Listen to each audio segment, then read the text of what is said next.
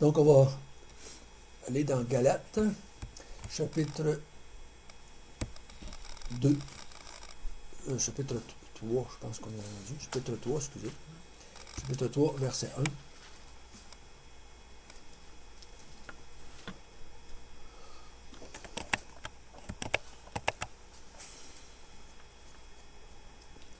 Quand on lit l'Ancien Testament, des fois on a des parce que j'ai des réactions, je me dis, mais comment ça qu'ils ont agi comme ça, les Juifs? Comment ça qu'ils ont pas réagi mieux que ça? Ils avaient été esclaves pendant 400 ans en Égypte. Ils étaient dans la misère noire, on pourrait dire. Tout ce qu'il y avait à faire, c'était faire des briques, couper de la paille, faire des briques avec de la boue. Fait ça pendant longtemps, jusqu'au point où on tuait même leurs enfants dans les fleuves, on les noyait parce qu'on voulait pas qu'ils prennent le dessus. On noyait tous les garçons à ce moment-là parce qu'on voulait pas qu'ils deviennent plus nombreux que l'armée égyptienne. Puis là, ils sont devenus plus nombreux que nous autres, ils vont se rebeller contre nous. Et on va avoir des problèmes avec nos ennemis.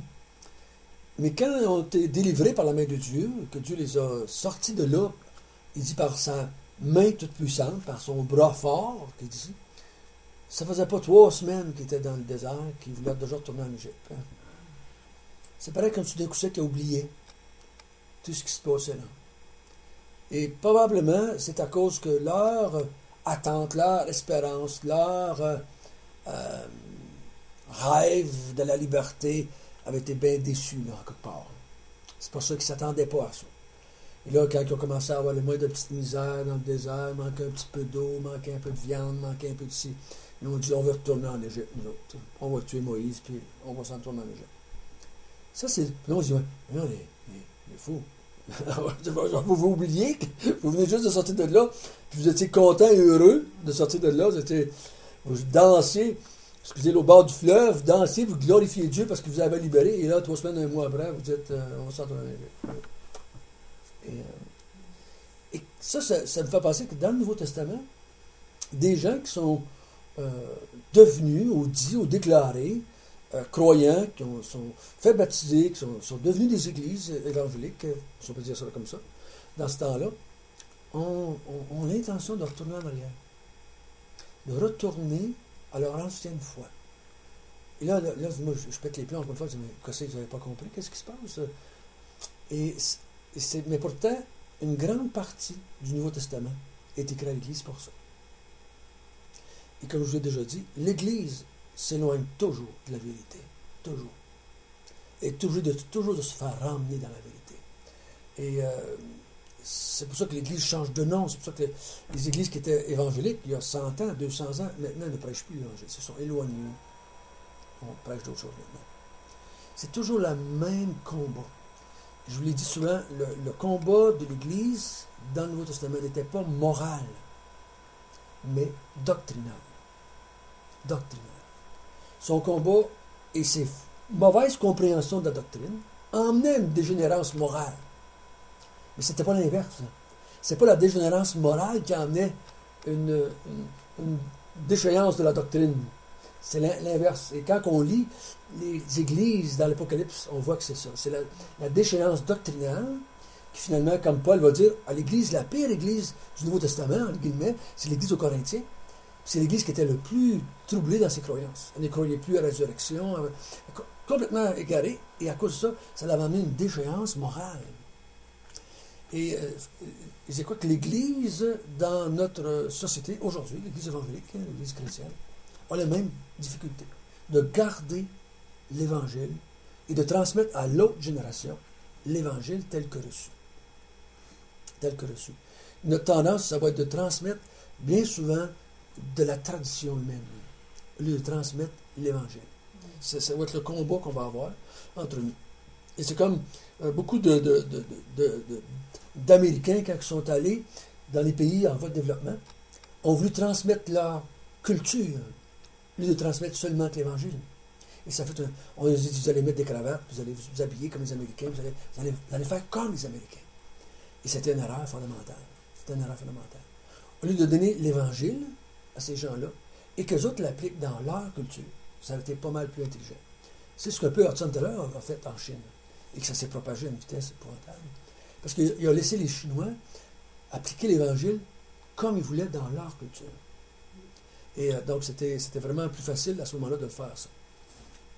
Et on va regarder à soir cette même vérité chez les Galates. Les Galates ont le même problème. Ça fait pas longtemps, là. On pense que l'Épître aux Galates, c'est la première épître. Si c'est la première épître écrite par Paul, 20 ans. Juste 20 ans après la mort de Jésus. Ils sont déjà en train de vouloir virer de bord. Ça fait long, hein? Nous m'avons donné d'autres 2000 ans en arrière. Comment l'Église a pu faire comme ça tout le travail. Juste 20 ans. Parce que le Nouveau Testament, tout est écrit en dedans de 60 ans. Puis ils ont tous des problèmes avec les doctrines, donc ça ne faisait pas si longtemps que ça. Juste en 60 ans, il y a des problèmes. Donc, on va voir que Paul dit, il va leur dire un peu plus loin, vous êtes en train de vous éloigner, et si vous allez dans la direction que vous pensez, j'ai travaillé pour rien. Pour rien. C'est vraiment c'est vraiment une épître qui est assez, je dirais, autoritaire, je peux dire le même. Pas méchante, mais autoritaire, et très, très tranchante, un peu comme l'Épître aux Hébreux, qui va répéter à 6 fois, à 6 reprises différentes. Si vous faites ça, vous êtes perdu. Si vous faites ça, vous êtes perdu. Si vous faites ça, vous êtes perdu. Et les autres aussi avaient le même problème que les Galatiens. Ils voulaient retourner en arrière à une ancienne foi qu'il y avait avant. Et Paul leur dit, si c'est Paul qui écrit l'Épître aux Hébreux, si vous faites ça, vous êtes perdu. Et donc, à ce soir, on va voir l'Épître aux Galates. Et l'apôtre, il va commencer au verset 1. Ô Galates dépourvus de sens. Certaines traductions ont ô Galates insensés. Insensés. Hors de sens. Insensés. Hein? Sans le bon sens. Et le mot insensé dans l'Ancien Testament, surtout dans le livre des Proverbes, c'était l'insensé, c'était celui qui allait contre Dieu. C'est marqué l'insensé dit dans son cœur Dieu n'existe pas.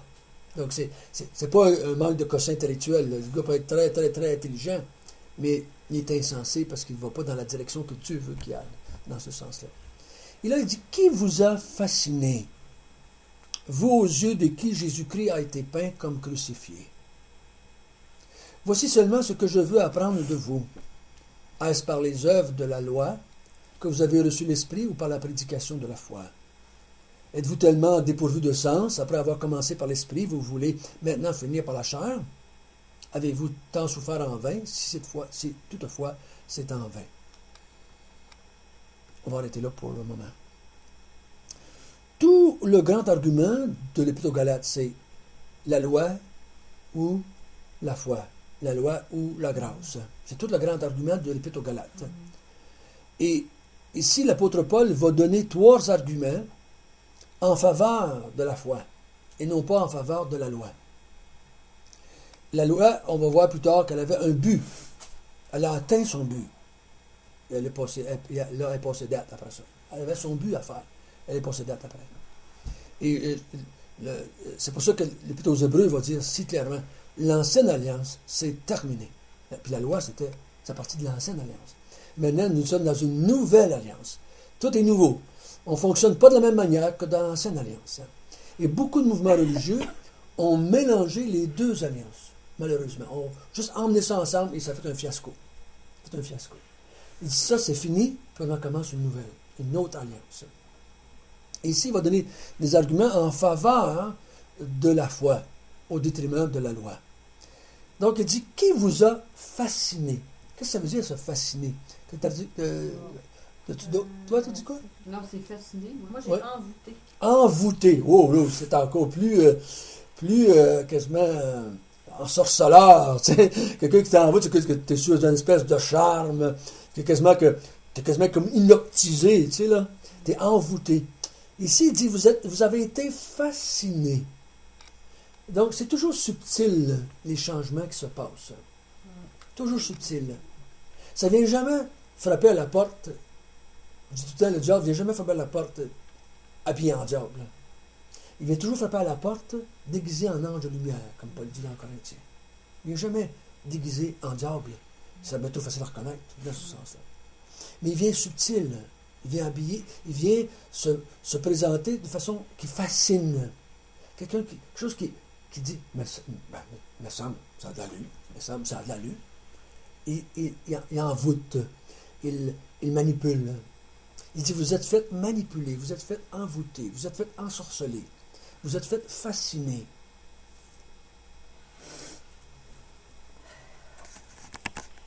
Il va démontrer, pour les emmener avec lui, 3 choses que la prédication de la foi a emmené, que la loi n'avait pas pu produire. Je me souviens une fois que j'ai fait une étude avec mes enfants chez nous. On faisait une étude sur l'Épître aux Hébreux, le soir chez nous avec nos enfants. J'avais mis deux grands cartons sur le mur. Un, ça marquait en haut Ancienne Alliance, et l'autre, ça marquait Nouvelle Alliance. Puis on va écrire les privilèges des deux, de façon que les deux fonctionnent. Puis à la fin, vous choisirez par vous-même quelle alliance vous voulez être, dans quelle alliance vous voulez être. Quand on a eu fini, le carton de la Nouvelle Alliance était quasiment rempli, au détriment de l'autre, qui en avait moins. Mais même un enfant de 10 ans, 11 ans, 9 ans pouvait voir, on ne veut pas celle-là, on veut celle-là. C'est bien mieux celle-là. Celle-là est bien plus avantageuse. Là, même un enfant de 9-10 ans pouvait voir la vérité que Dieu voulait passer. Tu n'as pas sorcier à comprendre que la nouvelle alliance était beaucoup avantageuse sur l'ancienne alliance. Pas que l'ancienne alliance était mauvaise ou contre Dieu. Ben non. Elle avait son raison d'être. Elle l'avait accompli. Mais il dit, ne retournez pas à ce qui est moins bon. Maintenant que vous avez connu l'automobile, ne retournez pas à vos chevaux, à vos chameaux. Vous avez connu l'automobile. C'est bien facile avec l'automobile de faire du travail. Et là, donc, ici, il va faire sortir, le verset 2 à 4, la prédication de la foi a donné le Saint-Esprit. Les Galates avaient reçu le Saint-Esprit par la prédication de la foi. Et la prédication de la foi, alors, c'est quoi? C'est quoi la prédication de la foi? Paul le décrit au verset 1. Paul se présente au verset 1 comme un peintre. Un peintre. Il dit, aux Galates dépourvus de sens, qui vous a fasciné, vous aux yeux de qui Jésus-Christ a été peint. Il dit, l'image que je vous ai dessinée devant vous autres, c'est un Jésus crucifié. C'est ça que je vous ai prêché. Un Jésus-Christ mort pour vous. Je me souviens quand j'étais une fois dans l'Ouest, il y a un pasteur qui s'est levé pour prêcher, et comme il se levait, sa femme se levait en même temps, puis elle suivait sur l'estrade. Je dis, les baptistes ont évolué, la femme, ça va prêcher avec le pasteur. Mais elle s'en va dans une autre direction. Le pasteur, ça va à la chambre, puis elle va s'asseoir sur un petit banc, au côté, puis dos à nous autres. Je dis, il le met en punition. T'as pas été gentil aujourd'hui. Il le met en punition, là, je changeais de direction. Puis elle ne bougeait pas. Elle était là, assise, face au mur. Oui, je disais, qu'est-ce qu'elle fait là? Moi, mais j'étais un petit Québécois, personne ne disait un mot, moi, je ne disais pas un mot non plus, comme toi. J'ai dit, qu'est-ce qu'elle fait là? Et là, le pasteur commence à prêcher. Puis il prêche, puis ça faisait à peu près 3-4 minutes qu'il prêchait. Elle a commencé à dessiner. C'était une toile noire qui était devant elle, qu'on ne la voyait pas avec le mur. Elle s'est mise à dessiner avec du blanc, avec une espèce de fusain blanc. Puis elle dessinait. Pendant que lui prêchait, elle dessinait. Puis le monde regardait les deux, puis elle regardait là. Puis elle dessinait, puis on ne pouvait pas deviner ce qu'elle dessinait, parce qu'elle en faisait un petit bout, elle s'est tombée, puis elle commençait un autre petit bout sur le bord, puis elle s'est tombée, puis elle commençait... Elle ne voulait pas qu'on voit, avant que son mari ait fini de prêcher, qu'est-ce qu'elle était en train de dessiner. Parce que sa peinture était ce que lui prêchait.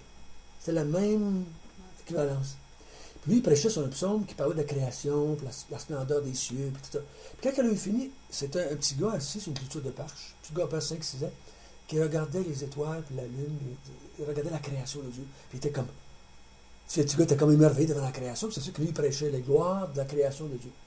Puis quand on regardait bien comme il faut la peinture, là, le dessin, dans les étoiles, elle avait écrit le mot Jésus. La façon qu'elle avait fait ses dessins, on voyait le mot Jésus décrit là-dedans. Puis après la réunion, j'allais la voir, j'ai dit, hey, c'était super.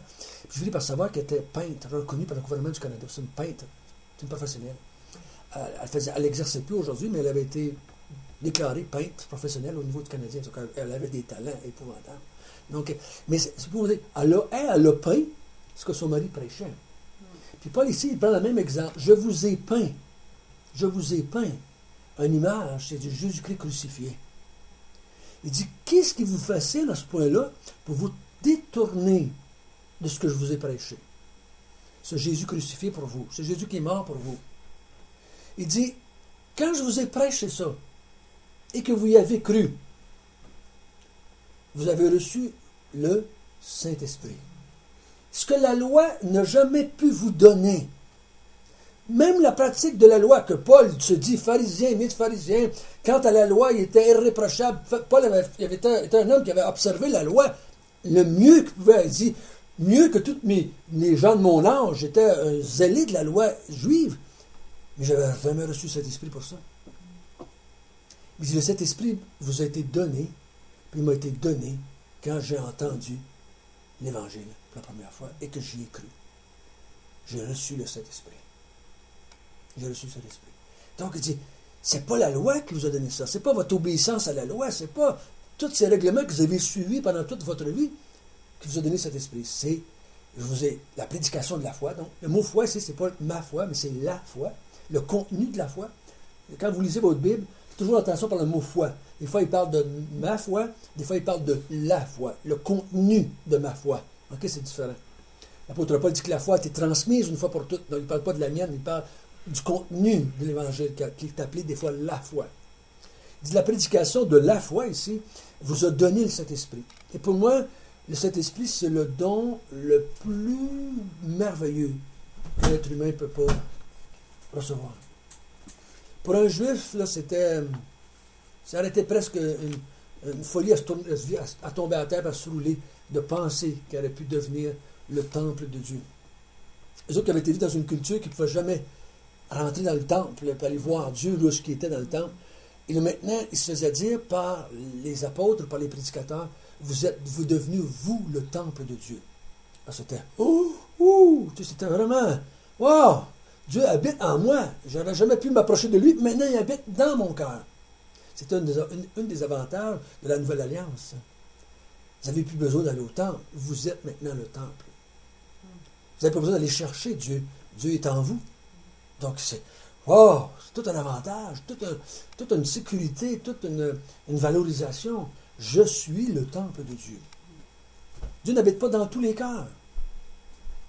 Les hommes ne sont pas tous le temple de Dieu. Seulement ceux qui ont entendu la prédication de la foi et qui y ont cru. Sans ça, ils ne l'ont pas. Parce que Paul connaissait la loi sur le bout des doigts. Et pourtant, il n'avait pas reçu cet esprit encore. Donc, il y a un grand avantage de la prédication de la foi sur la pratique de la loi, c'était tu reçois cet esprit. Tu reçois cet esprit. Dieu vient habiter en toi. Sans l'esprit, on est mort spirituellement. Sans l'esprit, on ne voit pas clair spirituellement. Sans l'esprit, on ne peut pas comprendre les Écritures. L'apôtre Paul dit ça dans Corinthiens. Seulement l'Esprit de Dieu peut faire comprendre les choses de Dieu. Si l'Esprit de Dieu n'est pas en nous, on ne comprendra jamais vraiment le sens de l'Évangile. Jamais. On peut l'entendre 1 million de fois sans la comprendre. Le sens spirituel, on va comprendre l'histoire. Je peux compter toute l'histoire, mais je n'en comprends pas le sens spirituel. Et ça ne s'applique pas dans ma vie, fait que ça ne me fait pas naître de nouveau, ça ne me fait pas comprendre les vérités. Ça n'ouvre pas mes yeux spirituels, okay, dans ce sens-là. Ça, c'est la première chose. Deuxième chose qu'il dit au verset 5, celui qui vous accorde l'esprit et qui opère des miracles parmi vous, le fait-il donc par les œuvres de la loi ou la prédication de la foi? La réponse, c'est quoi? Par la prédication de la foi. Et Paul, il dit ici, tous les miracles que Dieu a faits parmi vous.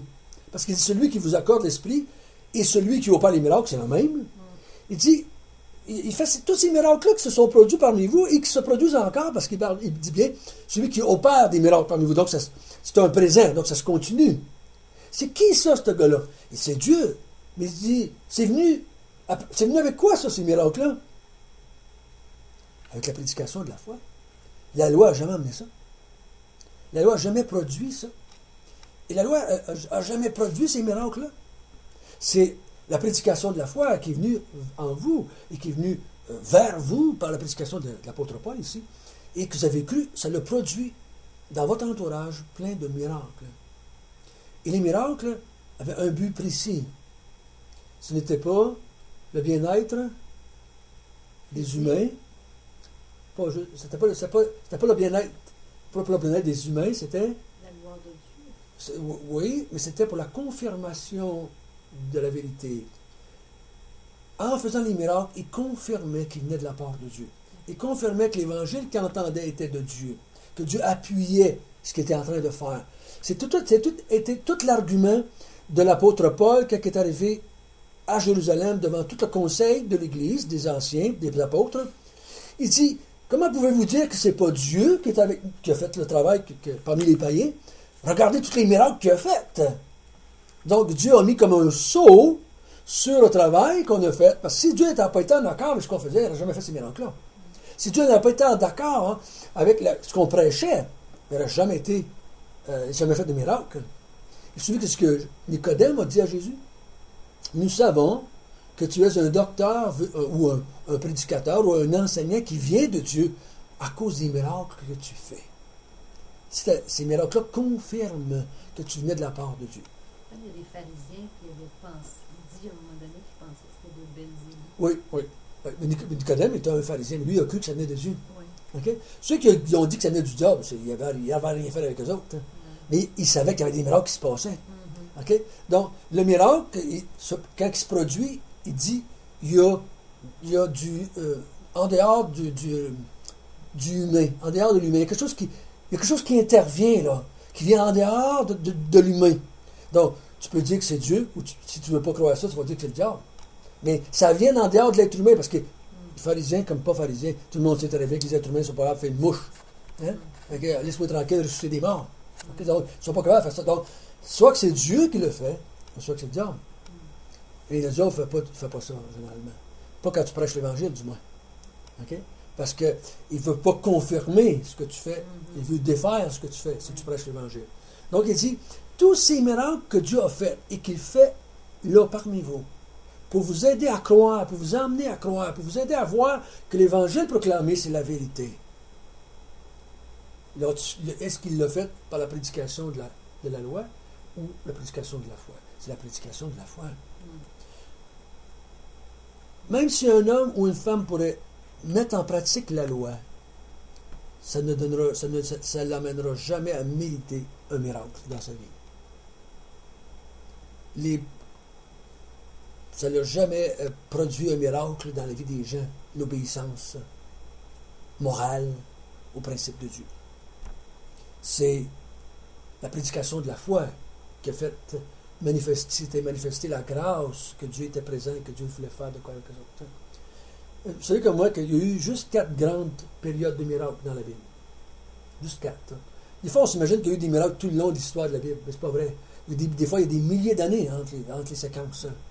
Il y en a eu à la création, c'est certain, mais il n'y avait personne là. Pour le regarder. Dieu fait un paquet de miracles pour créer le monde entier, mais il n'y a personne pour le regarder. Okay? Mais la première période de miracles qu'on voit dans la Bible, c'est la sortie d'Égypte, les 10 plaies d'Égypte, tous ces grands miracles que Moïse a fait, séparer la mer Rouge et toute l'affaire. Il y a une grande période de miracles parce qu'on commençait une ère nouvelle. On passait des ancêtres, des patriarches, à la loi. Là, Dieu était pour donner la loi. Il y avait une nouvelle ère qui commençait. Et ça a duré pendant un temps, pas longtemps. Pas longtemps, le temps que Moïse était là. Ça l'a arrêté après ça pendant des centaines d'années. Et ça leur a apparu avec Élie puis Élisée. Qu'eux autres commençaient une nouvelle ère de la prédication du Messie. Que le Messie s'en venait. Que la nouvelle alliance s'en venait. Et Dieu a fait des miracles alentour de ça. Et la troisième période, la venue de Jésus et des apôtres, l'établissement de l'Église. C'est juste des miracles. Et après ça, ça ne se faisait pas. On n'en voit pas dans la Bible. Tous ces grands hommes-là de Dieu, comme Moïse, comme Salomon, ils n'ont jamais fait des miracles, ces gens-là. Là. C'était pas le but. C'était pas le but. C'était pas le but. Jean-Baptiste n'a jamais fait un miracle de sa vie. C'était pas le but. Donc, les miracles dans la Bible sont donnés pour confirmer le début de quelque chose d'autre. Un changement dans la façon de fonctionner. Et vous allez avoir une autre période de miracles qu'on voit dans la Bible, c'est au retour de Jésus, Apocalypse.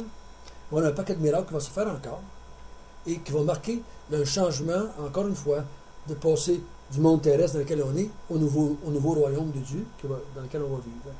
Donc, les miracles ne sont pas là pour le bien-être des gens. C'est l'erreur qu'on souvent on fait en tant qu'être humain. On pense que les miracles sont là pour notre bien-être. Mais non. Mais non. Le miracle est là pour confirmer la présence de Dieu. Que Dieu est là, présent. Donc, c'est pour ça que Jésus va dire, heureux ceux qui croient sans avoir vu. Sans avoir vu. Et donc, ici, les miracles n'ont pas été donnés pour que l'Église ait une meilleure santé, mais pour que l'Église voit que Dieu est à l'œuvre à l'entour de ça. Et tous ces miracles-là ont accompagné la prédication de la foi. Donc, Paul il dit, pourquoi vous voulez retourner à la loi quand la loi n'a pas produit ça? C'est la prédication de la foi qui a produit ça, et non pas la loi. Vous êtes insensés, parce qu'il dit par 2 fois, vous êtes insensés de vouloir retourner en arrière. C'est idiot en québécois, on dirait. Il y a certaines Bibles qui traduisent, c'est stupide. Il y a des Bibles qui traduisent, vous êtes stupide de faire ça. Ça n'a pas de sens dans la tête. C'est vraiment, Paul il va avec des mots assez crus. Et je n'ai pas son timbre de voix. Je ne sais pas comment il l'aurait dit s'il avait été en personne devant eux autres. C'est peut-être mieux qu'il ait... Ce qui est en anglais, il dit foolish. Foolish. Vous êtes fous, vous êtes fous. T'es fou. Vous êtes fous de penser ça. Nous autres, on traduit dépourvu de sens, ça fait plus, c'est plus doux que stupide ou fou dans ce sens-là. Donc ça, c'est la deuxième raison. Il dit, la prédication de la foi vous a donné le Saint-Esprit. La prédication de foi a produit un paquet de miracles pour confirmer ce qui avait été dit était de Dieu. Et troisièmement, au verset 6, il y a une autre raison, qui je crois que est la plus importante pour nous, jusqu'à un certain point. Comme Abraham crut à Dieu, et que ça lui fut imputé à justice, reconnaissez donc que ce sont ceux qui ont la foi qui sont fils d'Abraham. Aussi l'Écriture, prévoyant que Dieu justifierait les païens par la foi, a d'avance annoncé cette bonne nouvelle à Abraham. Toutes les nations seront bénies en toi. Ainsi ceux qui croient sont bénis avec Abraham le croyant. Car tous ceux qui s'attachent aux œuvres de la loi sont sous la malédiction. Car il est écrit, maudit est quiconque n'observe pas tout ce qui est écrit dans le livre de la loi et ne le met pas en pratique. Et que nul ne soit justifié devant Dieu par la loi, c'est évident, puisqu'il est dit, le juste vivra par la foi. Or, la loi ne procède pas de la foi, mais elle dit, celui qui mettra ces choses en pratique vivra par elles. Christ nous a rachetés de la malédiction de la foi, étant devenu malédiction pour nous, car il est écrit, maudit est quiconque est pendu au bois, afin que la bénédiction d'Abraham ait pour les païens son accomplissement en Jésus-Christ, et que nous recevions par la foi l'Esprit qui avait été promis. Donc, il dit, la prédication de la foi a emmené la justice. Vous avez été déclarés justes par la prédication de la foi. Ou on pourrait le dire autrement, la prédication de la foi a enlevé la malédiction qui était sur vous et vous a donné à la place une bénédiction. Okay? Donc, il est en train de dire ici, comment vous avez traduit ça, là, vous autres, dans le verset 6, et cela lui fut imputé à justice. Qu'est-ce que tu as, toi? Verset 6. Ce lui fut compté comme justice. Compté comme justice. Puis, Lucie, tu as quoi? Il a eu confiance en Dieu et Dieu, en portant sa foi à son crédit. Ah, c'est bon, ça. Mettre à son crédit. Toi, André? Righteousness. Donc, c'est le mot dans la langue originale, c'est déposer dans le compte. C'est un terme bancaire. C'est que tu déposes quelque chose dans le compte de quelqu'un. 100 piastres ou 1000 piastres, tu mets ça dans son compte. Donc, la personne reçoit quelque chose. C'est le contraire de amputer. Amputer, c'est, je te coupe un bras, je t'ampute. Si je impute, je donne un bras. Je te donne un bras. Donc, ici, c'est imputer la justice. Dieu dit, à cause qu'Abraham a eu la foi, Dieu a déposé dans son compte de banque céleste la justice. Est-ce que ça s'est fait par la loi? Ben non. Abraham était avant la loi. La loi n'a pas été encore donnée à Moïse. Donc, il dit, Abraham, Dieu lui a donné la justice, non pas à cause de la loi, mais à cause de la foi qu'il a eue. Il dit, Abraham crut, a eu la foi. Dieu a dit, je vais te donner un enfant. Il a cru. Il dit, il fallait mourir. Ben non, il fallait mourir. Tu m'as dit que j'aurais des enfants, une multitude. Mais il dit, si Dieu l'a dit, il va le faire. Donc, il était en train de tuer son fils, Dieu l'arrête. Parce qu'il dit, Abraham avait la foi. Dieu disait, va là-bas, je vais te donner un pays. Il y va. C'est un homme de foi, il croyait. T'es pas un bon gars, Abraham. Ah, non, pas plus que moi. Je m'asserais au côté et je n'aurais pas peur de me comparer avec lui. Pas un meilleur que moi. Bon, moi, j'ai trouvé l'exemple de fou, là, je vous ai dit, il y avait 6 femmes, fait que moi, j'étais encore meilleur que lui. Je n'ai rien qu'une. Il y avait 6, 8 femmes, Abraham. Il y a eu 7, 8 femmes. Tous les hommes de l'Ancien Testament, en grande partie, ont eu plusieurs femmes. En même temps, non? Oui. Il y avait sa femme, puis il y avait... Ah ouais. Mais Et- il y avait déjà la loi à savoir qu'il n'y avait pas le droit d'en avoir plus qu'une? C'était, je crois que du paradis, où ce que l'homme s'attachera à sa femme deviendront une seule chair, c'était déjà dit là. OK. OK? Et tous les hommes après qui ont pris plusieurs femmes allaient contre ce principe que tu as une femme, tu t'attaches à ta femme, et tu fais une seule chair, pas une seule chair avec chaque femme, tu deviens une chair. C'était dans la pensée de Dieu dès le paradis terrestre. OK? Dieu n'a pas fait un homme avec 6 femmes dans le paradis terrestre, il a fait un homme et une femme. OK? Donc, cette polygamie est venue dans le cas après que Caïn, puis son garçon, c'est Abimelech, je me semble. La méchanceté est venue, il n'y a plus plusieurs femmes. C'était le premier, il commençait à avoir plusieurs femmes à cause de la méchanceté. Puis la Bible, elle dit bien, à cause de la méchanceté du cœur, qu'il a commencé à faire ça. Et donc, automatiquement, Abraham, s'il avait 6 sa femme, il allait déjà contre la pensée de Dieu. Il n'était pas meilleur que nous autres. C'est parce qu'il a cru. Foi. Dieu dit, je peux dire n'importe quoi à Abraham, puis il va me croire. Donc, il peut dire à Abraham, je te sauve. Abraham a dit, oui, je te crois. Tu peux dire n'importe quoi. C'est comme on a vu l'autre fois avec le paralytique, là. Tes péchés te sont pardonnés. Il croit à ça, lui, parce qu'il avait la foi. Jésus dit, voyant la foi, il dit, tes péchés te sont pardonnés. Oui, ok, c'est bon, merci. Il ne s'astine pas, il ne s'argumente pas, il faut juste dire, oui, merci. Et Abraham était comme ça. Puis il dit ici, ce sont ceux qui ont la foi, hein, sont les vrais enfants d'Abraham. Comme lui. Ce n'est pas les Juifs qui sont enfants d'Abraham. C'est ceux qui ont la foi d'Abraham qui sont les enfants d'Abraham. Ou les fils d'Abraham. Ou, là, on parle spirituellement, bien entendu. Il dit, si vous avez la même foi qu'Abraham, qu'est-ce que Dieu va déposer dans votre compte? Qu'est-ce que Dieu va vous imputer? La même chose, la justice. Hein? Ce que la loi n'a jamais pu vous donner, la justice, au contraire, qu'est-ce qu'elle vous a donné la loi, selon lui? Qu'est-ce qu'elle a donné la loi? La malédiction. Malédiction. Parce que, aussitôt que je mets une loi devant toi, tu es capable de la faire, et ça entraîne la malédiction sur toi. Parce qu'il dit à l'homme, mange pas de l'arbre que là. Il en a mangé, et ça l'a entraîné la malédiction, la mort. Hein? La mort spirituelle est venue, chasser du paradis. Ça l'a mis la malédiction dessus. La loi a fait juste une chose, c'est a mis la malédiction sur nous. Elle fait juste une chose, parce qu'on est probablement. La loi a dit, si tu fais tout ce que je te dis, là, tu vas avoir la vie. Mais personne ne le fait. Personne ne le fait. Donc, qu'est-ce qu'elle amène? La malédiction, la mort. Puis il dit, lui, maudit. Maudit, ça veut dire séparé d'eux, hein? Séparé de Dieu. Donc, il dit, si vous vous attachez à la loi, tout ce que vous allez avoir, c'est la malédiction.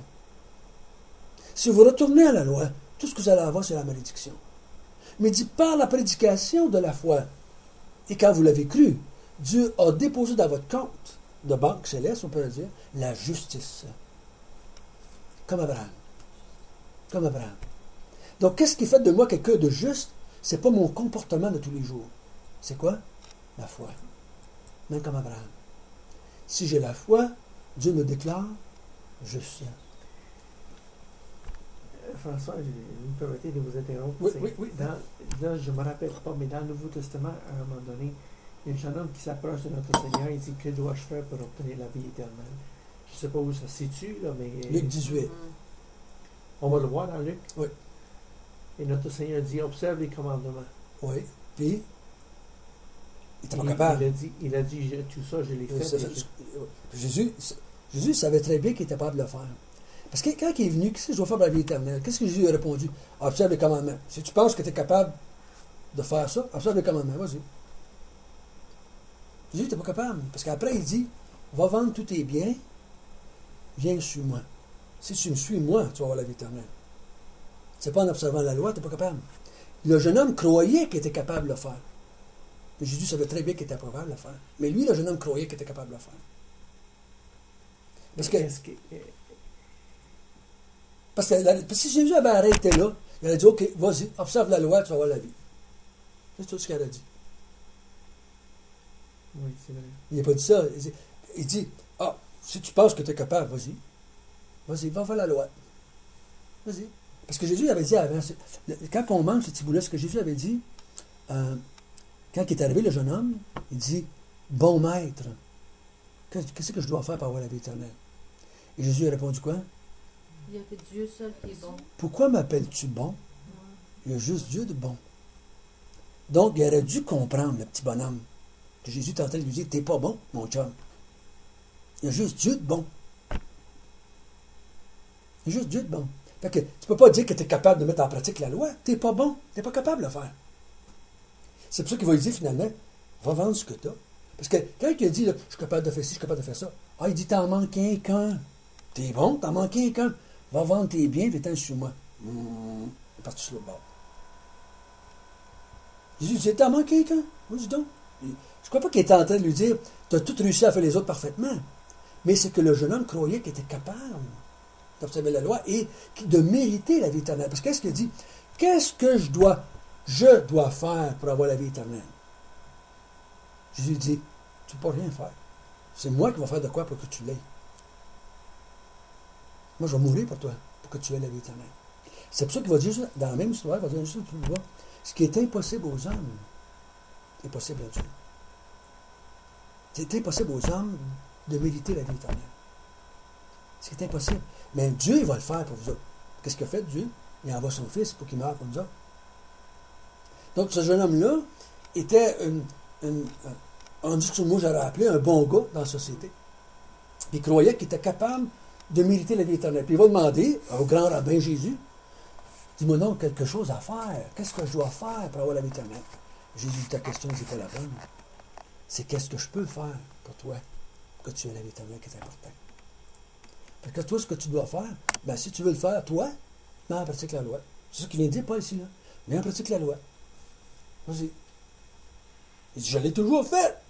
Jésus sait très bien qu'il ne l'a pas toujours fait. Il dit, va donc donner tes biens aux pauvres. Vas-y donc. Il s'en va la tête en bas, puis il ne fait pas. Et Jésus dit, il est impossible aux riches d'entrer dans le royaume des cieux. Parce que ce homme riche-là, qu'est-ce qu'il y a? Pas parce qu'il était riche, le problème. C'est qu'il aimait plus ses richesses que Jésus. Jésus lui offre, viens avec moi, viens vivre avec moi. Puis il ne veut pas. Il préfère garder ses richesses, plutôt d'aller avec Jésus, qui allait, lui, finalement, lui aurait donné la vie éternelle. Parce qu'il dit, il est impossible aux hommes de gagner leur salut. Et dans la mentalité juive, là, puis ça dit, moi, mais qui va être sauvé? C'est ça qu'il a répondu les apôtres. Qui va être sauvé? Parce que pour un juif, la meilleure chance que tu avais, c'est d'avoir d'argent.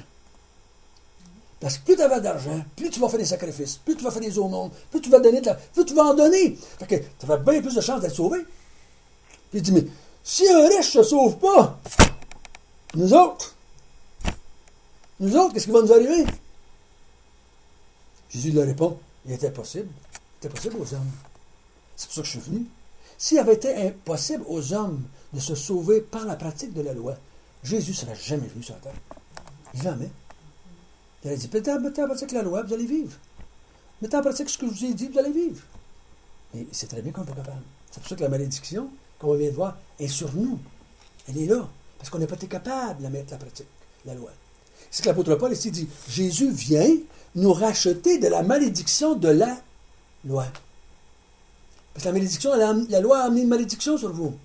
Vous n'êtes pas capable de la mettre en pratique. Vous n'avez pas réussi. Il y en a quelqu'un qui a réussi aussi, hein? C'est Jésus. Il y en a quelqu'un qui a réussi à mettre la loi en pratique, c'est Jésus. Les autres n'ont pas réussi. J'ai une question. Est-ce que Jésus dit à lui juste vendre tout ce que tu as? Pas donner à la pauvre, pas... Non, va vendre tout ce que tu as et donne-le aux pauvres. Donner à la pauvre. Mm-hmm. Oh, OK.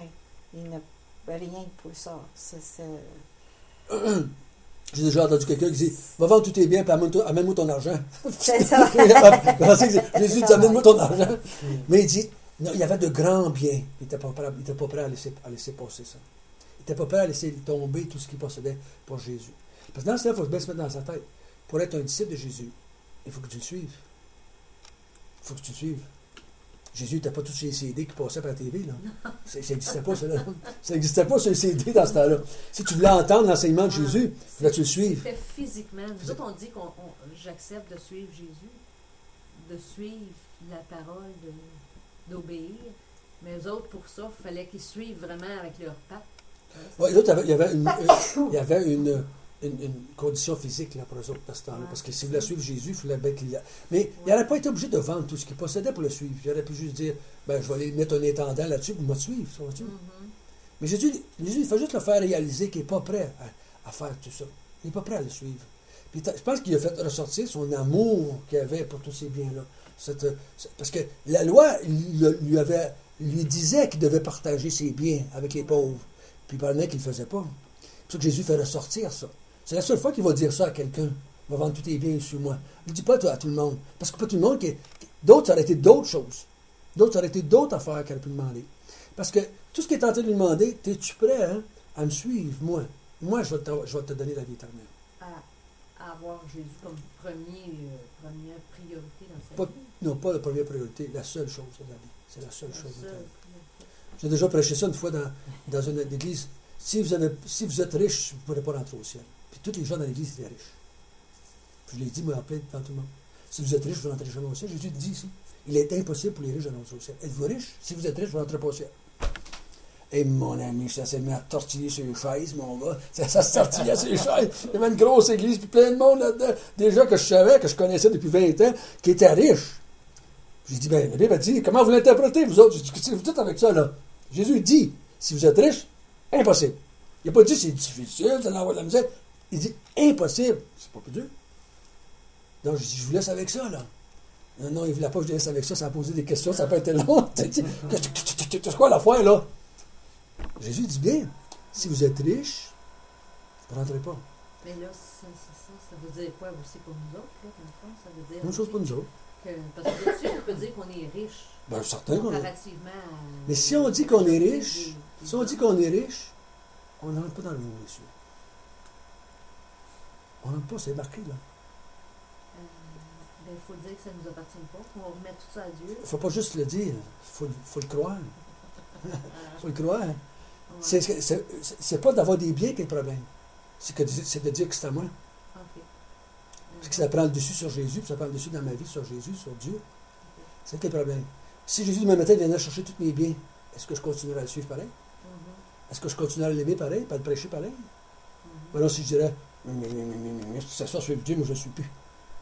Je n'ai entendu de ça. Je pourrais vous dire, je pourrais en nommer du monde depuis 30 ans que j'ai entendu ça. Pour toutes sortes de raisons partir.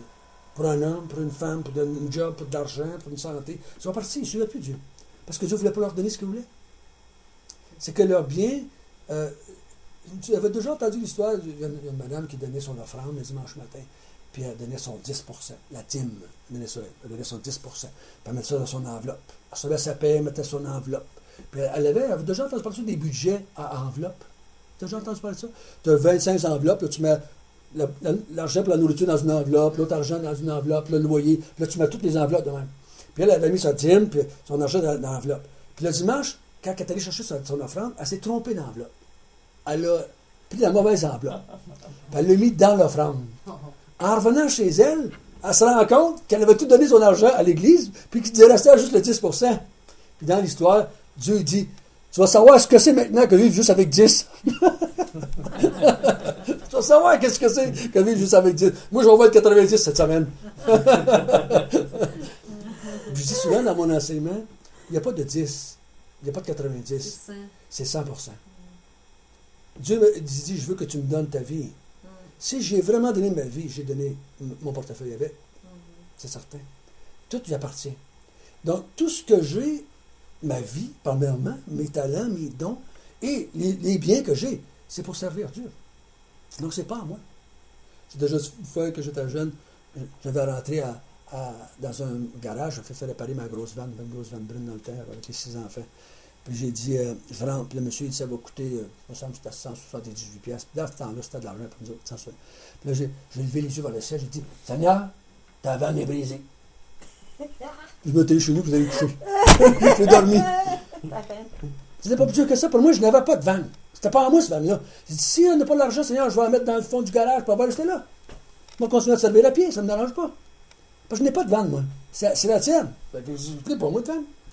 C'est pas à moi, cette vanne-là. Si tu ne la répares pas, je vais la mettre dans le fond du garage, moi, c'est là. Je vais travailler à pied. C'est tout. Parce que tu es en train de me dire que tu ne veux pas que j'aille une femme, c'est tout. C'est pas plus dur que ça pour moi. Donc, pour moi, c'est pas la quantité que j'ai, c'est quelle attitude que j'ai face à ce que j'ai. C'est-tu à moi? C'est-tu à moi, ça, là? Si j'ai travaillé pour l'avoir, c'est à moi. Ben non, si dans sa grâce, Dieu m'a établi gérant, comme dans les histoires qui comptent dans les proverbes, pas dans les histoires, mais dans les paraboles. Je t'ai donné 2 talents, 5 talents, 10 talents. C'est des, on pourrait dire d'argent aujourd'hui, 1000, 2000, 10 000. Gère ça pour moi. Pour moi. Il n'a pas dit, gère-en. Non, gère-en. En tout cas, gérer ça pour lui, pas juste 10% que je dois gérer pour lui. C'est le 100% que je dois gérer pour lui. C'est toute ma vie que je gère. Donc, je suis un serviteur. Le serviteur ne possède rien. L'esclave, la Bible m'appelle, l'esclave ne possède rien. Il y a juste les biens de son maître qu'il utilise. Voyez-vous la différence? C'est toute la pensée. Là. Jésus a dit, si vous gardez encore quelque chose qui est à vous, c'est bien possible qu'il y ait quelqu'un qui va venir et qui va essayer de vous l'enlever et vous allez me quitter. Mais si vous n'avez rien, il n'y a pas de pogne. Il n'y a pas de pogne. J'ai rien. Je n'ai même pas ma santé en moi. Je n'ai même pas la vie à moi. C'est pas à moi, ça appartient à Dieu, ça. Donc, si se dit que c'est à moi, quelqu'un qui va venir l'avoir, hein, je vais me battre avec pour le garder. Mais si c'est pas à moi, moi, quand je travaillais dans les usines, là, puis les bandits brûlaient ou les autres cassaient, je disais, boss, votre bandit est brûlé. Bon, va chez nous. Tu sais, vous allez parler, je reviens demain matin. Je me couche puis je dors, je pense que c'est pas à moi le bandit. Mais si ça serait à moi, là, je me cassais la tête pour le faire réparer. Puis j'ai-tu l'argent pour le faire réparer? J'ai tout ça pour le faire réparer? Là, ça dépend de moi. Mais si c'est pas en moi, vous savez comme moi, hein, quand c'est pas nous autres, on s'en fait pas mal moins. On s'en fait pas mal moins. Mais quand c'est à nous, là. Et moi, je tentais, moi, bien, on s'en cache pas, on dit à des gens, on prépare notre retraite qui s'en vient. Mais j'ai dit au Seigneur, dès qu'on a commencé, Seigneur, s'il n'y a pas de retraite, je t'en voudrais pas, tiens. Mais on essaie d'agir intelligemment pour se préparer une retraite pour dans 5-10 ans d'ici. Parce qu'on n'a jamais eu le temps de préparer avant avec les enfants. Mais j'ai dit, j'ai aucun contrôle là-dessus. Je sais bien, je fais ce que je peux. Mais peut-être que je n'aurai plus. Mais ça ne devient pas une priorité dans ma vie. Il ne faut pas que ça bloque mon œuvre pour le Seigneur. Il ne faut pas que ça arrête ça. Il ne faudrait pas que ça devienne une hantise presque. Non. Mais on se dit, bon, on se prépare une retraite qui a une semblante d'allure.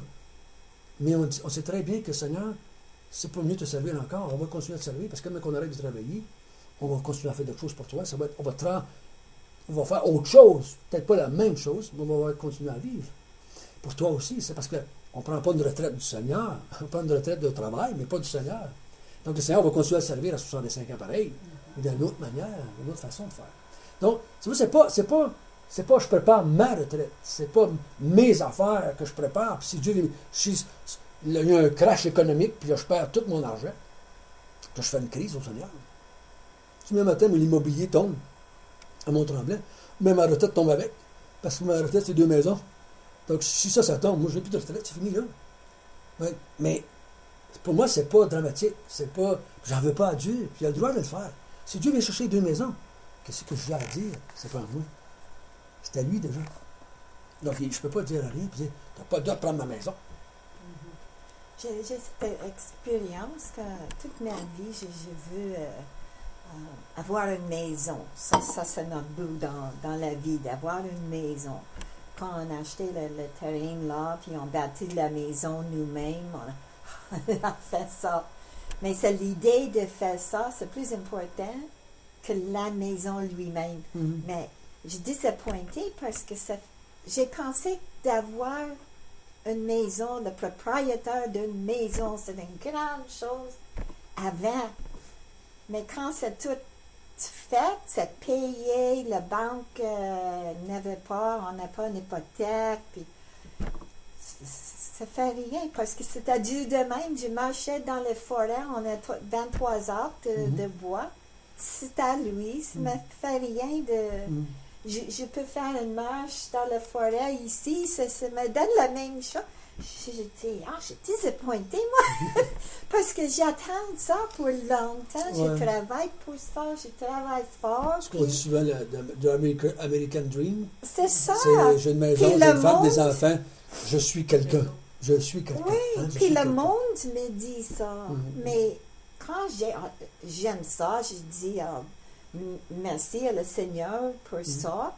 Mais j'ai une grande deck le matin, je vois là, je vois la forêt, je vois le grand arbre de érable argent. L'arbre argenté. Mais quand je viens ici, j'ai loué un petit appartement comme ça. Puis, à le bloc appartement, il y a un grand deck, comme le mien à la maison, puis un grand... Arbre argenté dans l'arrière. c'est ça, j'ai la même chose. Tu vois Ça, que- c'est les choses que je manque le plus. Mais j'ai trouvé un appartement là parce que tout le monde me dit, à Saint-Judith, tu ne trouves pas un appartement, il est plein, il n'y a pas, il n'y a pas. Et tu l'as trouvé. Ça fait 3-4 ans de ça. Ça fait 3-4 ans déjà de ça. Bravo. Mais c'est toujours la même pensée que c'est pas en moi. C'est pas en moi. OK? Et ce jeune homme-là, Jésus lui a pas dit de mettre en pratique la loi pour avoir la vie éternelle. Mais il a dit, si tu crois, comme ici, parce que c'est marqué au verset 12, celui qui mettra ces choses en pratique vivra par elles. Si tu crois que tu peux avoir la vie éternelle en faisant quelque chose, va mettre la loi en pratique. Vas-y. Ben, je vais t'en donner une que tu n'as pas faite. C'est de vendre tes bibles aux pauvres. Là, le jeune homme réalise ce qu'il n'est pas capable de faire. Tout ce que Jésus veut faire, hein, c'est de l'aider à réaliser qu'il ne peut pas le faire et se tourner vers Jésus pour l'avoir. La loi, elle a pour but. C'est ça qu'elle a comme pour but. C'est de m'emmener à désirer quelqu'un pour me donner la vie éternelle. Donc ici, c'est ça qu'il est en train de dire, c'est que si Jésus est venu et dit par sa mort, parce que Jésus-Christ crucifié, par sa mort, il vous a racheté de la malédiction de la loi, étant devenu malédiction pour nous. Lui est devenu malédiction. Lui est mort. Lui a subi la malédiction de la loi, parce que la malédiction de la loi, c'est la mort. Il n'y a pas d'autre chose. La malédiction, c'est pas tu perds ta maison. La malédiction, c'est la mort spirituelle. Jésus est mort pour que vous puissiez, vous, être délivrés de cette malédiction-là. Donc, il dit, est-ce que la délivrance de la malédiction est venue par la loi ou par la prédication de la foi? Mais c'est par la prédication de la foi. Parce que la loi n'a pas pu vous enlever la malédiction. Plus, on va le voir la semaine prochaine, je pense, plus la loi, on est sous la loi longtemps, plus la malédiction va être présente parce qu'on n'arrive pas à la faire. On n'arrive pas à la faire. On n'arrive pas à la faire. On a, comme on disait souvent, l'enfer va être pavé de bonnes intentions. Dans le fond, c'est que des gens qui voulaient bien faire, mais pourtant, ils n'ont pas réussi à le faire. Pas réussi à le faire. Donc, et Paul, il dit, vous êtes fou raide, en québécois. Vous êtes fou raide. Vous voulez retourner à quelque chose qui ne vous a rien donné. Accepter une malédiction. La prédication de la foi vous a donné le Saint-Esprit. La prédication de la foi a produit alentour de vous des miracles. La prédication de la foi vous a justifié, vous a délivré de la malédiction. Et vous voulez retourner à la loi? Vous êtes fou. Vous êtes fou. Pourquoi Paul ne dit pas ça dans un langage plus simple? Pourquoi est-ce que c'est si compliqué? Vous l'expliquez. En fin de compte, vos termes, là, Ils sont plus clairs que cela. sont 10 fois plus simples et 10 fois plus clairs. Si j'avais compris ça, moi, quand j'ai lu ça tantôt, j'étais chez nous, je me suis assis, j'ai dit, je vais lire. On va lire avant d'y Je vais aller. lire avant d'y aller, juste pour me donner un petit peu de clarté. Là. Hein? Il n'y a aucune clarté qui est sortie de ma lecture. Aucune. Je n'ai rien compris. Parce que Excuse, je vais demander de ce sujet-là. Il parle les Juifs aussi, hein. Puis, j'imagine Paul, il parle comme Mais les Juifs, personnes qui l'avaient dans la loi, habituées à les prêtres, hein, habituées à la rabbi, de parler. Puis Paul, il a le... Paul a pris un langage compréhensible pour eux. Mais si moi, je me retrouverais là-bas, puis leur dire ça comme je viens de vous le dire, ils ne m'auraient pas compris. mais si. Parce que dans nos cours d'homilétique, on nous dit, c'est votre travail de vulgariser la Bible pour que les Québécois la comprennent. C'est ça notre travail en tant que prédicateur. C'est de prendre quelque chose qui est vieux de 2000, de 4000 ans, dans une autre langue, dans une autre culture, dans une autre, puis de transposer ça chez nous, pour que les gens de chez nous la comprennent. C'est ça notre ambition, notre désir, notre mandat, dans le fond, si Dieu nous a donné un don d'enseignement, c'est pour faire ça. Pour aider les gens à comprendre. Puis Paul, lui, aidait les gens à comprendre dans leur croyance, dans leur culture. Il dit, je vais prendre des termes que vous comprenez. Donc, est-ce que c'est vraiment ça que l'ensemble du peuple utilisait comme langage? Oui. Ou est-ce que Avec les Juifs qu'on parle. Parce qu'ici, il s'adressait à des Juifs. Là. Parce que les gens, les faux prophètes qui étaient venus, c'était des Juifs.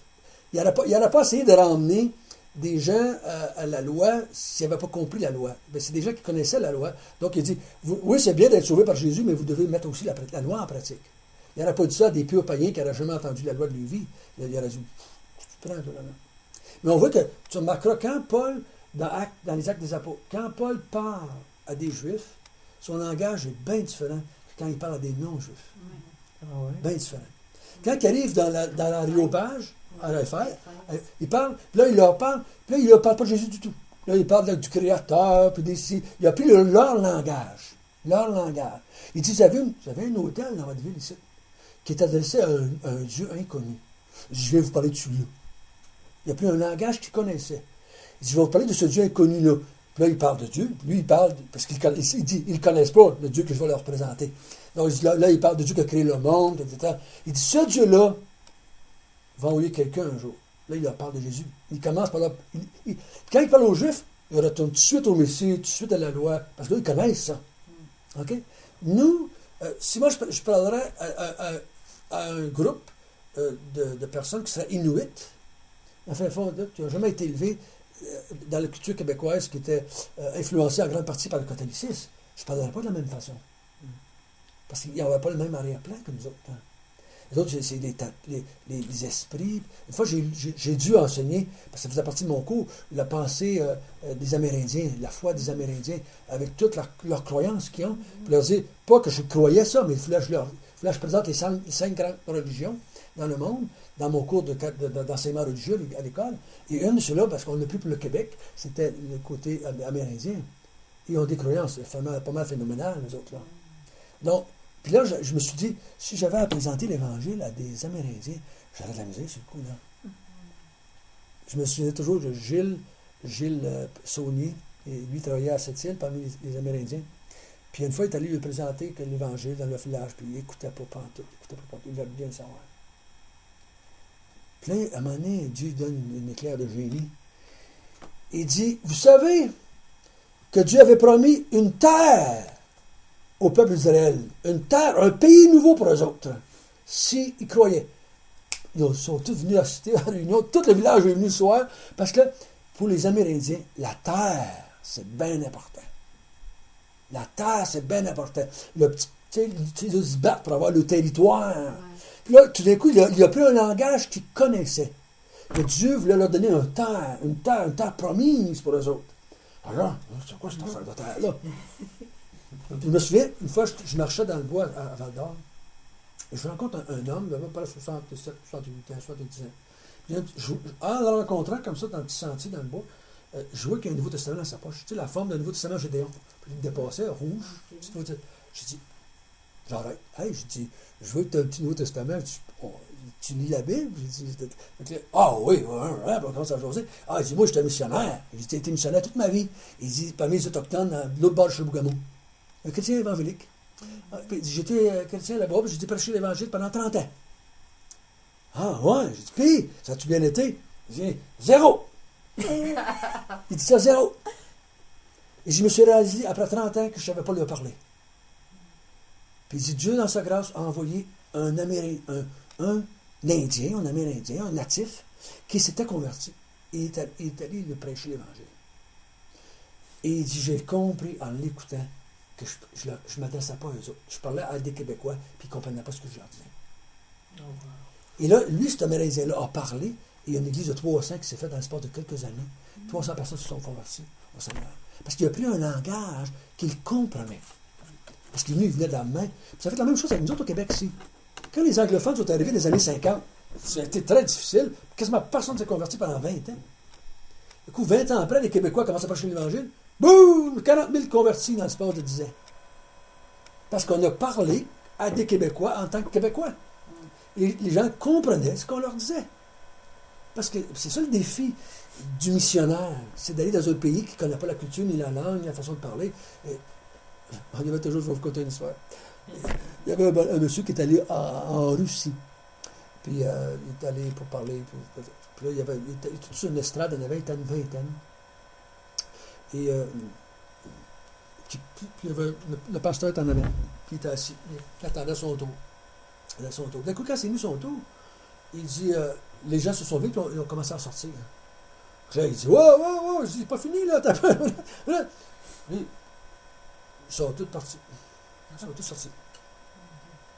Qu'est-ce qui se passe? Qu'est-ce que c'est fait? Il y a quelqu'un qui est allé nous parler, il dit t'es un homme très impoli. Il dit, on t'écouterait pas parler. Je ne vais même pas parler encore. Non, tu faisais juste te croiser les jambes tout le temps. Croiser les jambes, de croiser les jambes, croiser les jambes, de croiser les jambes. C'était impoli de faire ça en public. Très impoli de faire ça en public. Vois-tu? C'est une niaiserie. Une niaiserie dans une culture différente. Tu ne croises pas la jambe en public devant tout le monde. Puis ils sont partis. Puis, j'ai entendu souvent des missionnaires qui ont fait des erreurs comme ça, monumentales, puis ça les a coupé les ponts avec les gens qu'ils voulaient atteindre. Comme aux Indes, quand ils vont aux Indes, les femmes des missionnaires, il faut qu'ils fassent un paquet de choses pour que les missionnaires soient acceptés. Le voile, marcher en arrière de leur mari, 10 pieds en arrière. S'ils ne font pas ça, ils ne sont pas acceptés. Donc, il faut que tu connaisses la culture dans laquelle tu vas aller pour ne pas être une pierre d'achoppement, ces gens-là. Comme Jésus s'est adressé à eux d'une façon qu'ils comprenaient. Quand Jésus, comme nous autres, avez-vous déjà entendu ça? La Bible, c'est plein de paraboles, on ne comprend rien. Avez-vous déjà entendu ça? Mais pourtant, dans leur culture, c'était la manière d'enseigner les paraboles. Côté d'histoire. Puis des histoires figurées, puis allégoriques. C'était leur façon. Nous, on a de la misère à comprendre parce que ce n'est pas notre façon souvent de faire les choses. Tradition orale aussi. Donc, c'était vraiment Jésus a pris leur façon, leur langage, leur manière de faire les choses. Quand Jean a écrit l'Apocalypse, c'est un style littéraire qui a existé au temps de Jean. Beaucoup de monde écrivait de ce style-là. Jean n'a pas inventé un style. Il a transmis le message de Dieu dans un style très connu dans ce temps-là. Le style apocalyptique. C'est pour ça que si vous étudiez l'histoire, à l'entour des années 100, 150, à peu près 75 à 150 après Jésus, beaucoup de livres ont été écrits de style apocalyptique. Okay. Parce que c'était un style littéraire. Mais pour nous autres, c'est un peu style science-fiction, ça. C'est science-fiction pas mal. Mais on a moins de misère, nous autres, à comprendre qu'il a été élevé avec les Nintendo et les science-fiction que les plus vieux qui ne connaissaient pas ça du tout. Aujourd'hui, on est habitué d'avoir des bébés partout, puis des monstres qui ont plusieurs têtes, puis ça. Et c'était le style littéraire. Et ici, quand toi tu dis ça, parce que Paul a parlé à un peuple qui avait une compréhension des choses, et il s'est adressé. Je suis convaincu qu'il a fini, ils ont compris tout de suite. Et c'est facile pour Paul parce qu'il est lui, il était juif. Il était juif, il avait dans son, mais aussi avec la loi. Les autres, les Romains, il est citoyen romain, il connaît le Sénat, toute l'affaire. Mais, François, Saint-Pierre n'avait pas fait un reproche à Paul à un moment donné qu'il enseignait d'une façon trop sophistiquée. Pas dans ces termes-là. Il dit, des fois, Paul écrit des choses qui sont difficiles à comprendre. Difficiles à comprendre. C'est comme ça qu'il dit. Et c'est un juif, lui aussi? Oui. Je ne suis pas surpris que quand Pierre a dit ça, il lisait ce que Paul avait écrit à des non-juifs. Je ne suis pas surpris pas en tout. Parce que quand Paul écrit l'Épître aux Romains, c'est pas toujours évident là, de lire ça. Puis surtout, c'était parce que quand Paul s'adresse à des non-juifs, il dit, je me suis fait juif avec les juifs, et je me suis fait non-juif avec les non-juifs. Donc, il a parlé d'une façon qui n'était pas juive à certaines personnes. Je ne suis pas surpris que Pierre pense à ces choses-là, peut-être. Mais Paul était un érudit. Paul était un savant. Il était un savant, Paul. C'est un génie, Paul, ça. Il était un des génies de sa race, de son temps. Il dit, je suis plus instruit que tous les jeunes de mon âge. Puis il a étudié avec Gamaliel. Pour étudier avec Gamaliel, c'est comme Harvard, dans le temps aujourd'hui.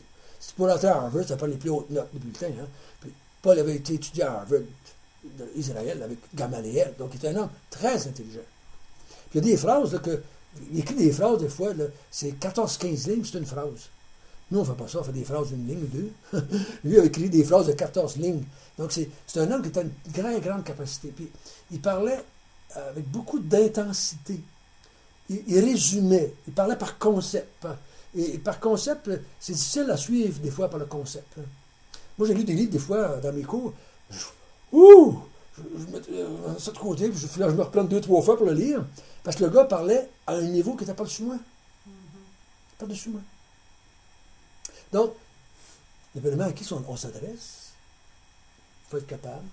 Je vous ai déjà raconté une fois, on avait eu un professeur qui était venu nous instruire. Puis quand ça faisait après, on en avait pour 2 semaines, puis ça faisait 2-3 jours, on ne comprenait pas ce qu'il nous disait. On n'arrivait pas à suivre. On a levé la main pour nous dire, est-ce que vous pourriez baisser d'un cran? On n'arrive pas à suivre. Parce qu'on avait lu son livre, pourtant, on avait pris son... Lui, il n'a pas été capable de vulgariser. Il n'a pas été capable. Il a continué pareil comme il était parti. On voulait lire son livre 2-3 fois pour essayer de comprendre, lire nos notes pour essayer de comprendre ce qu'il disait. Parce qu'il était habitué d'enseigner à un niveau plus haut que nous autres. C'est comme, moi je me souviens quand j'ai commencé à enseigner au primaire, à l'école publique. Alors, ça m'a pris 2 mois avant d'arriver au niveau de la première année. J'avais une déformation professionnelle, j'ai toujours enseigné aux adultes. Puis là, j'arrivais, la première fois que j'arrive avec du matériel pour le secondaire 5, probablement. Puis là, je me suis mis à... Moi, je n'avais fait bien trop. Le lendemain, moi, j'en avais fait encore bien trop. Finalement, j'en avais fait bien trop. J'avais déformé ça. J'étais trop habitué avec les adultes. Ça m'a pris du temps à dire de me mettre à un niveau d'un enfant de 6 ans puis de l'enseigner par tranche de 5 minutes. Et je crois que dans la Bible, la plupart, c'est une des raisons, Joseph, que... L'Église catholique n'enseigne pas ces choses-là du tout. Non. Je veux dire, ils passent outre et ils vont pas prendre une phrase que Saint Paul dit, par exemple, il y a une petite phrase que Saint Paul dit, ce n'est plus moi qui vis, c'est le Christ qui vit en moi. Ils vont prendre une petite phrase à gauche et à droite, une petite phrase là. Ils vont répéter ça, ils vont en faire un enseignement. Ouais. Mais de l'enseigner comme tu fais là. Moi, je n'ai pas été élevé comme ça non plus, en tant que catholique non plus. Donc, l'Église catholique a prêché ce que moi j'appelle la moralité. Oui, je sais que c'est pas... C'est amoral, c'est faire du bien, faire ceci. Oui. Mais ils ne nous enseignaient pas les doctrines de base pour appuyer ça en arrière. Fait que, on nous demandait d'agir sans trop comprendre. Puis je crois qu'on a besoin de comprendre ce qui se passe. Oui, je suis content. Je suis content, François. Si j'ai dit ça, je c'est pas pour... Nous autres aussi, on est contents. Oui. Moi, j'appuie.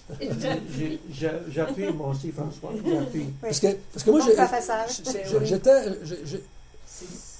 c'est toujours la question d'amener les gens à saisir, mais j'étais pour dire, c'est que une des raisons pour lesquelles les chrétiens, en général, dans l'Église évangélique, lisent très peu la Bible.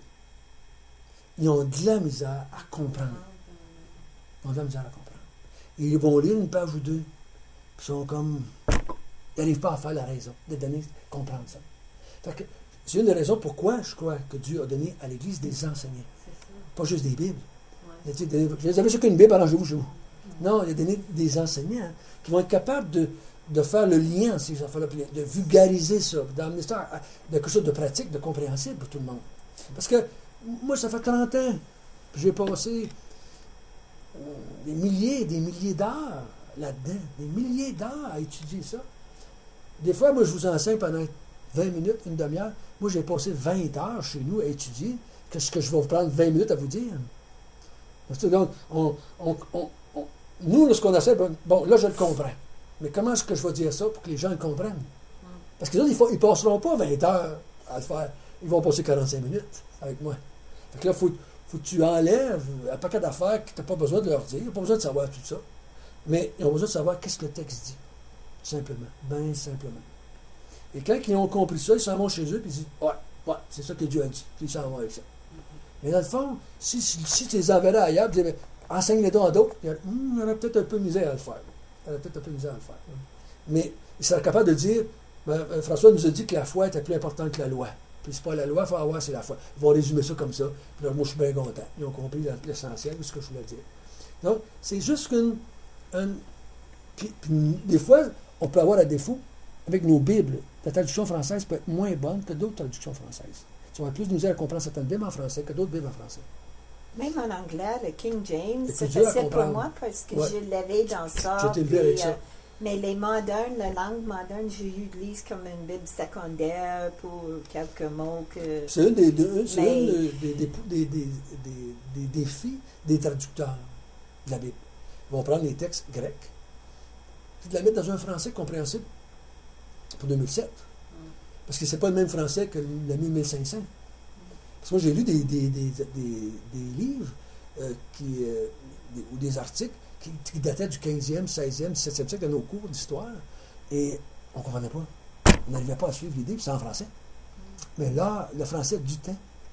Du temps. Là, on disait, qu'est-ce qu'il dit là? Qu'est-ce qu'il dit là? Puis là, il fallait le lire 3-4 fois. Puis là, il fallait demander de l'information à quelqu'un qui connaissait ça.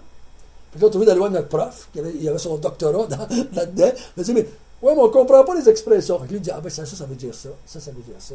Ah, là, le texte s'illuminait tout d'un coup. On finit, ah oui, là, je comprends. Ça a pris quelqu'un pour nous aider à aller chercher l'information qu'on n'avait pas à cause de notre manque de bagage, de leur culture, de leur temps. Donc, c'est toujours ça le défi. C'est toujours ça le défi. Après vos explications, je relis, là, et ça, c'est Ouais, c'est beaucoup plus simple. Ben oui, c'est beaucoup plus clair. C'est Ouais. beaucoup plus clair. Puis nous, Ouais. On a des idées déjà faites dans notre tête. Hein? On a déjà des pensées d'enregistrer dans notre tête face aux choses de Dieu. Puis que là, quand on arrive, là, ils viennent en conflit avec ça. Ils viennent en conflit. Il faudrait être capable de faire le ménage, puis lire avec une intelligence vierge, puis qu'on absorberait. Mais là, quand Dieu dit à Jérémie, il l'envoie vers le peuple d'Israël, Jérémie dit, je vais donner une job pas facile. Il dit, il n'y a personne qui va t'écouter. Mais il dit, je veux que tu y ailles pareil. Il dit, il va falloir que tu te démolisses avant de bâtir. Avez-vous déjà fait ça, prendre une vieille maison pour la rénover? C'est bien plus d'ouvrage que d'en monter de neuf. Ouais. Puis Dieu dit, je t'envoie là, mais il va falloir que tu te démolisses avant de bâtir. Et il dit, il n'y a personne qui va t'écouter. Mais ceux qui vont venir après toi, les autres vont pouvoir enseigner, là, ils vont comprendre mieux. Mais toi, ta job, ça va être de démolir bien plus que d'autres choses. Des fois, nous, ce qu'on a besoin de faire, quand on veut enseigner, c'est pareil comme si, je sais pas, j'avais déjà fait ça, essayer de monter des mathématiques à quelqu'un qui a mal appris les mathématiques. Qui a mal appris. Là, il faut que tu te dises, c'est pas comme ça, faut que tu fasses ça, c'est comme ça. Et c'est bien plus dur que de prendre quelqu'un qui n'a jamais appris, là, tu lui montres. Et c'est, dans la fête de la Bible, moi, ça fait la même chose pour moi. Quand j'arrive, je suis obligé de me battre avec mes propres idées. Je dis, enlève tes idées, essaie de lire le texte comme si tu n'avais jamais rien entendu. Pour pouvoir absorber ce que le texte dit. Ça, c'est le défi de chaque personne qui étudie des vieux textes. C'est de ne pas se laisser influencer par notre contexte à nous autres. Trop avant. Et là, de prendre juste le texte comme il est, de l'appliquer dans notre vie, puis là, c'est dire, François, c'est ça que le texte dit. Fait qu'il faut que tu l'appliques dans ta vie, il faut que tu enlèves ce qui n'est pas correct, parce que c'est